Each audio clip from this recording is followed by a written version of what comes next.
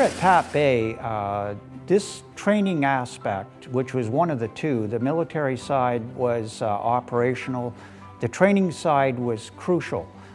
This was where combat crews would first be formed into units and would work together in a military organization, which was partly training, partly operational, because they were out on a combat role, both in the fighter and in the bomber role, and they got their first operational experience here.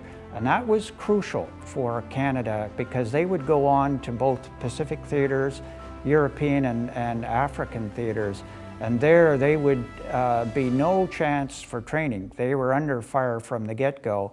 And so the lessons learned here at Pat Bay could make a decisive difference in whether they survived or not and whether they prevailed or not. So in that respect, I call it the combat finishing school here at Pat Bay was decisive in terms of our forces in World War II.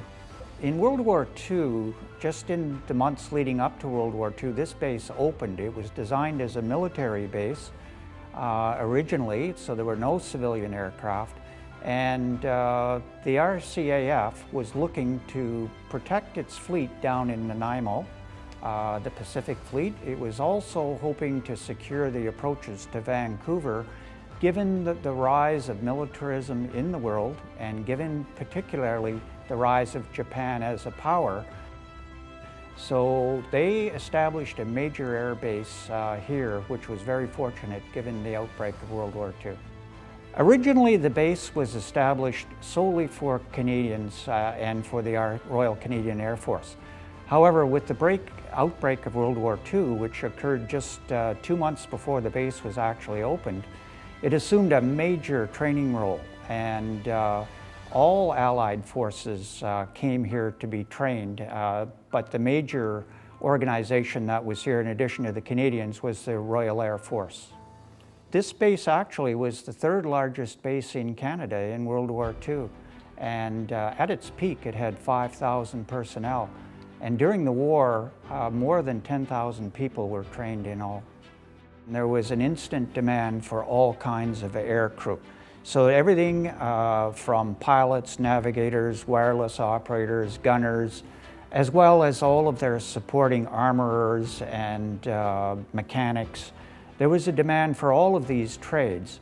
And what we had here was a massive training organization with both single engine and multi-engine aircraft. And also, we were kind of unique in that being bordering on the Pacific Ocean, we could also provide seaplane training, and we could also provide torpedo aircraft training.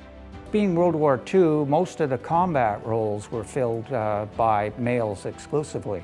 However, women served everywhere else, everything from the administrative to the nursing sectors to meteorology.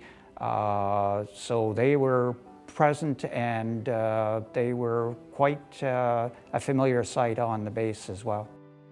After the war, the Canadian military demobilized very, very rapidly.